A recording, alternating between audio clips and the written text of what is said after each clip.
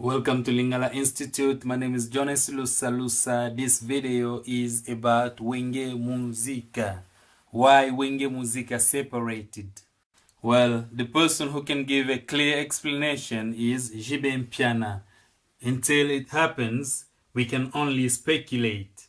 There's a guy called Ambassadeur Kija Brown who is writing a book about it. The original version of the book is more likely to be in French. Kija Brown used to negotiate contracts back when Wenge Musica was together. He even danced during earlier playbacks. The truth from Werrason's perspective is this.